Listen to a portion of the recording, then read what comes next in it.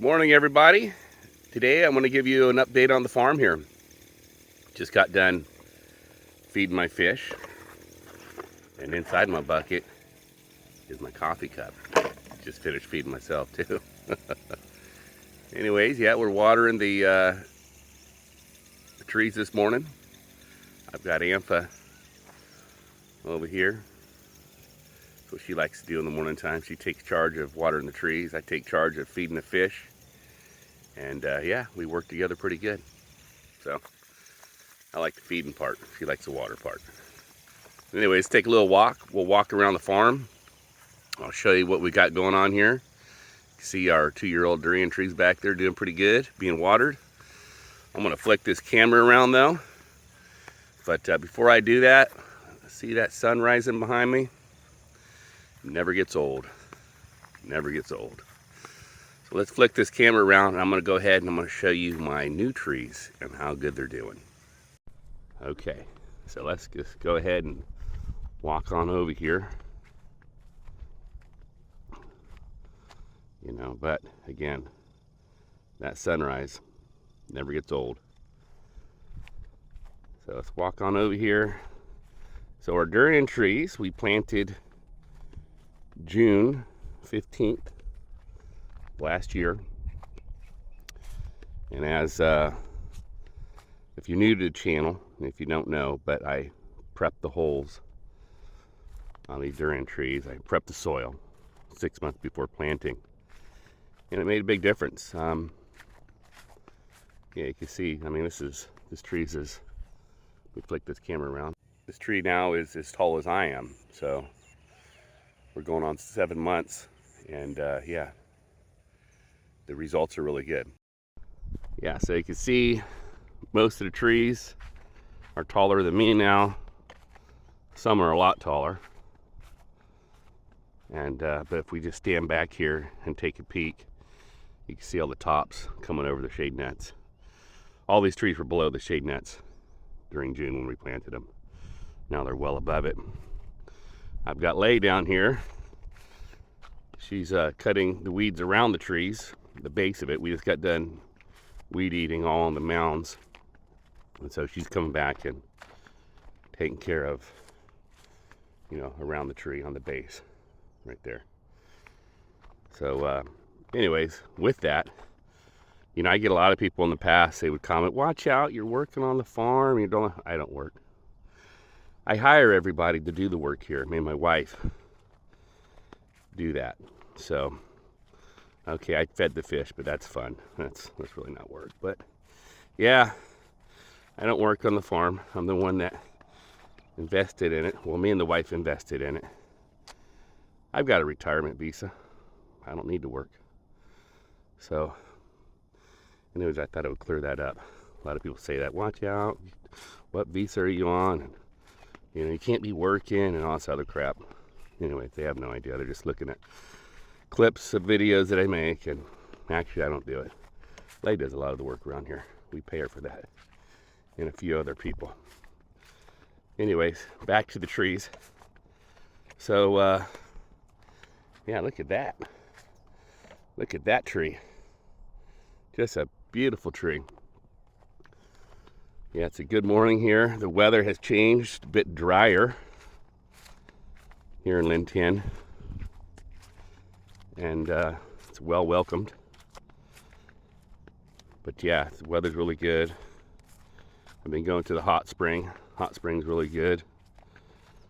A lot more tourists now though that are coming. So, you know, if you don't go in the morning time early, then most likely you're going to, well, be inundated with foreigners coming around. You know, I almost feel like sometimes I catch myself calling them Falong, you know, like, ain't I Falong? I'm a foreigner too, right? But kind of weird, kind of getting localized. So I'll tell you what, you've seen this farm here quite a bit on my updates, but I'm going to give you an update on the other farm here today too. So we're going to head over there. I'm going to show you the results of all the flowering. We're starting to have a little durian grow, and I've got mancoot coming in. I've got knot flowering up, and I have mango kip, which is Asian plum. But before we do that, before we end this little session on this part of the farm, I'm going to show you the results again of not prepping your soil before planting and prepping your soil before planting, the difference, the results. So there you go. It's a good example. I got one more just in case someone says, well, yeah, that's just one example. Okay, here we go. Another example. We did not prep the soil. We prepped the soil, and after we put them in, we put ground fertilizer on both, and we spray both and treat them equally. But the difference is we prep the soil versus not prepping. I've had comments in the past saying, oh, ground fertilizer works just as good. Okay, sorry, but the results don't show that. So anyways, for that person, if you're watching, it's not the same. Okay, guys, let's head over to the other farm. All right, so I need to drop this bucket, and then we'll head on over there. I do feel like getting something to eat. I think we'll stop on the way, and I'll pick up some hot dogs and some barbecue pork this morning. I'll show you my little spot on the way there too. So, not bad. I'll pick up a 40 baht worth, a little bit more than $1, and we call that my breakfast.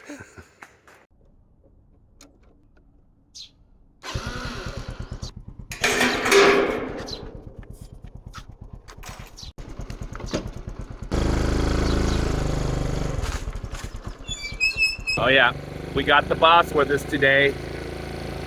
That's right, hiding behind me. There's the boss riding in here, the decision maker. There she is. My favorite place where I get my barbecue.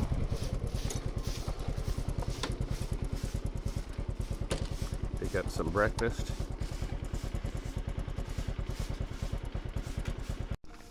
My favorite barbecue. When we got Lao sausage. Oh yeah. Oh yeah. My favorite neighbor right here. She cooks up really good barbecue. Barbecue chicken and hot dogs, cheese dog. Local store.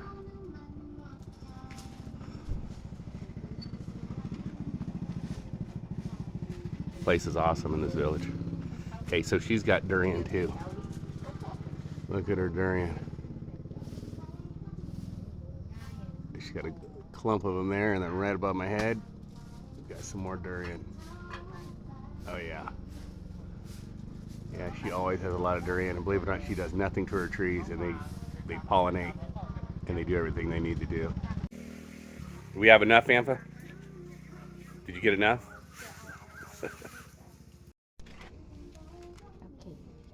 Is that for you, the extra? Yeah, okay.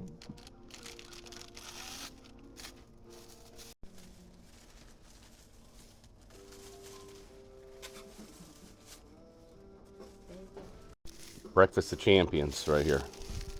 Keto diet. Let's go. All right, guys, we are here at the farm, and since I bought this property, I put this fence in all the way through, barbed wire all around the property, and we're putting in lighting and a road going through it. So anyways, gotta worry about theft with durian, being that one piece is like 500 baht.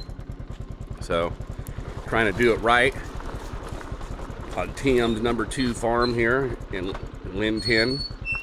Actually, it's #3. I've had many other farms, but officially in this little town next to the hot spring. All right, guys, so we are here at my beloved farm, or our beloved farm, me and my wife's. It's funny, I get comments like, it's not your farm, you can't own property in town. Okay, whatever. Me and my wife's farm, okay. Yeah, so here we go. So you can see, they flowered, and then they leave the little fruit hanging at the end there. Hopefully you guys can see that. This is just one example of many that I have. This tree here ended up not having too many flowers. So we're not gonna have too much fruit on this little guy here. But let's walk over here. I'll show you a good example of a pollinated fruit that is now growing. Here we go, right here. There you go, guys. They start growing in size. Oh, right there. There it is. Trying to get that to zoom in. I don't know. Well, could be better. But yeah, so they're getting big. This one here is growing out. So the one in the store where I was just showing you her fruit, hers are about the size of an egg now. And in a few weeks, these will also be the size of an egg. So there you go. They're growing. It was successful. But you know, the most scariest part in durian is after they flower, is, you know, hopefully they don't drop, right? So we're in that in-between stage. We don't know if they're gonna stay or not stay. And if you speak to most durian farmers that are experienced, they'll tell you the same. So, yeah. And pollination, I got this weird comment from someone like if they knew how durian was, and I don't think they owned a farm of their own, but they're like, you got to come out and for 3 nights in a row, you got to broom your flowers after they open to make sure you have good fruit set. Well, this is the truth about it. When the flower opens up, you've only got about 3 hours of pollination, successful pollination. After that, it becomes sterile, and then the leaves drop. So this guy's like telling me you got to do it for 3 nights in a row in order to get good fruit set. Well, he doesn't realize, but yeah, within like 6 to 8 hours, all the petals fall off after they set. There's only 3 hours of time that they have to actually successfully pollinate, and if they don't, then you're not going to have fruit set. So anyways, that guy didn't know what he's talking about. Funny, I read a lot of comments guys will try to make, and they just don't know what the hell they're talking about. So let's move forward. Let's walk through this farm here. Let me flick this camera around. Okay, so there you go. I'm just debunking, you know, some of these comments, and I think they mean well. You know, guys, I'm not trying to dog on them or anything. Maybe some of them I am, but but yeah, they just don't mean well. So, all right. So you can see here last night, some flowers opened up. Good example, right?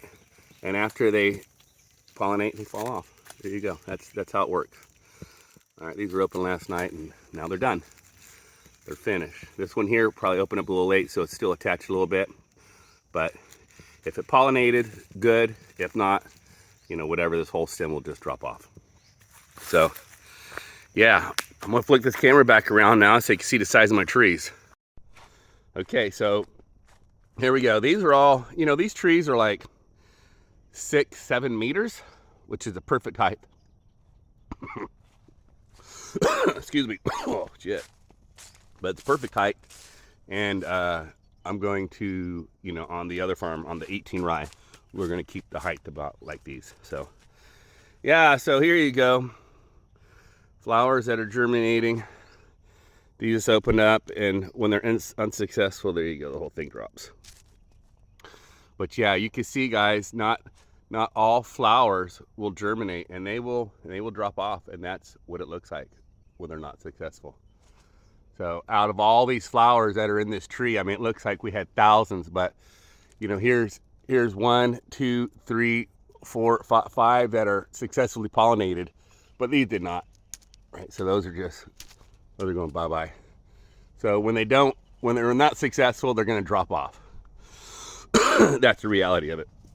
So, you know, here we go. We got a couple successful durian in there that are going to stay. So each branch is going to have a few, 3, 4, but you know, we've got 50 branches on here. So if each branch has a couple, then that's 100, and that's all you really need. And some trees, you know, they successfully pollinate too much, and you're going to have to thin out the fruit a bit more than others. So, little info there. Hey, here you go, guys. This is my Asian plum, my me.The, and these are just beautiful. I just love these plums, guys. So, if you've ever had one, you know what I'm talking about. They're like a little bit sour, a little bit sweet, and they're starting to get some color to them. So next week I have a buyer that's gonna come on out, and they're gonna buy all my me.The. So, and don't be confused with mukbang. Mukbang, this is the mukbang tree, and it looks very similar, color-wise and everything, the fruit. And there's not many fruit on this tree here. Here we go, right here. They are a little bit smaller than McBong. Yeah, worm got to that one. But yeah, it's just a really sweet. There's no sour to them. Just straight sweet, and I don't like them. I like the mango kip. It's a little bit sour, a little bit sweet, more like a mango. So yeah, I dig those. But anyways, that's the mango kip tree. So let's take a look at my knot. My knot. I have, oh, before that, I got this weird ass looking durian fruit here, durian species. And it's more like a citrus, and it's good for digestion. So a lot of people will use it and drink it in some type of, in water. They'll squeeze it out and as a juice. Anyways, here's my cement pond / swimming hole. So it's quite big. It's over 2 meters deep, 6 meters wide, and 13 meters long. So I'll go ahead and I'll dump all the water in it from my well, and we'll get to swim in it. So when we're out here mucking around on the farm, we can come on out and dive into this bad boy. So yeah, man, I got my pool now. I got my man hut over there. So we're rocking, we're moving right along. Gonna be some fun summers in here, or I shouldn't say that. I mean, it's year round in Thailand. There's no cold or hot season. I guess it's all hot to me, but I guess it is a little cooler in some places rather than others. So anyways, my knot trees right behind me. See all my knot? So we'll be having those soon. We're starting to water these trees, so Anthony's doing the watering. All right, guys, I'm gonna flick around. I'm gonna show you what we're doing to save a sick tree. Okay, this tree has chira and it's quite bad, and I've got 2 of them really bad, and I'm gonna show you what we do, or what's a treatment that's possible to apply to a tree to save it. Now, it may look real funky, and it does. I mean, but yeah, those are syringes going into it. So basically what we do is we take the antifungal. It's a specific antifungal, and I can't think of the name. I think Folacit, something like that. But we drill a hole into the tree, and we put the antifungal in the syringe, and about every 30 minutes or whatever, whenever we're over here, we'll just squeeze it a little bit. And you can see it seeping out the edges. And we just push that in there, and it slowly absorbs into the bark, and it runs through the veins, and it cures the fungi issue, the fungal. So you don't do that though until you get rid of the wetness on the side. When you have chira come out, the bark will become wet, and so after that topical dries up the moisture in that general area, then we apply these syringes with a antifungal that runs through the veins of the tree, and it knocks the rest of it out. Now, it's not 100% proof, but a lot of guys have real good luck with it. So hopefully, fingers crossed, we save this tree. All right, guys, so here are my trees that are 22 years old. These trees here, like last year, for example, this tree had 800 kilos on it. Gotten 800 kilos off of it. And I mean, it is just a monster of a tree, guys. This sucker, dude, can just produce. Has over 200 fruit. So last year, this one had over 200 fruit. Basically, all these trees had right around 200 fruit, some over, some a little bit under, but they're just massive. Walk to this other one. So these 2 here, I guess last year, these also had a ton of fruit. And I just thinned out the flowers. Just had the guys in here thinning. Basically just taking the stuff off the ends. And it just shows we're not, you know, destroying the tree when they do pollinate and hang the fruit. Now, older trees like this, it's like you pretty much don't have to do much to them, and they're gonna have fruit every year. And they hang the fruit really well, so yeah. Fruit set is really easy with these, but I had bats just flying all around these trees when we were out here filming. I was doing these little short clips. So yeah, it was just amazing. Had bats everywhere pollinating and doing the job for us.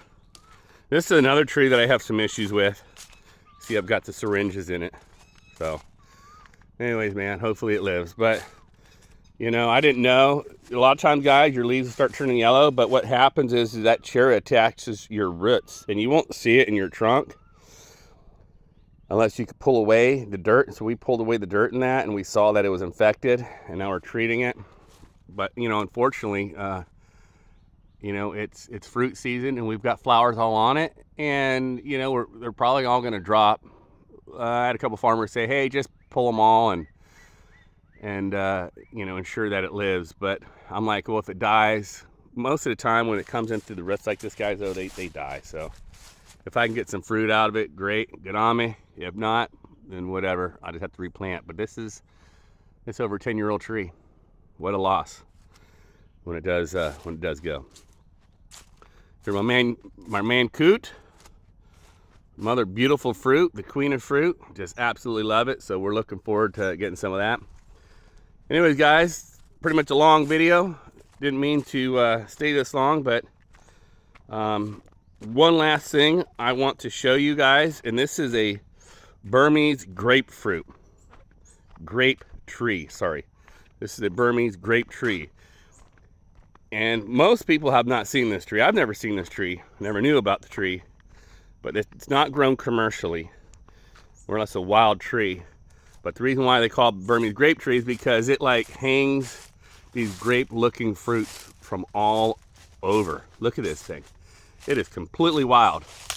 And if any of my subscribers want any of my fruit, contact me, because I have menu kip coming up next week.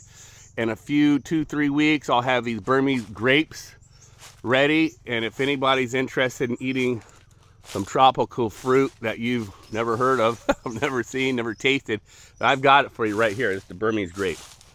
So it's just a wild tree, man. It just hangs fruit all over it.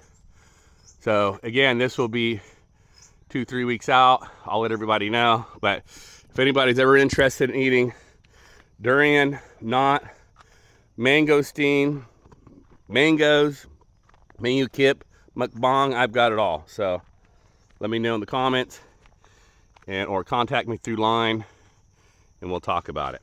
And we'll arrange time for you guys to come up. And of course, I've got some of those. Yep. All right, guys.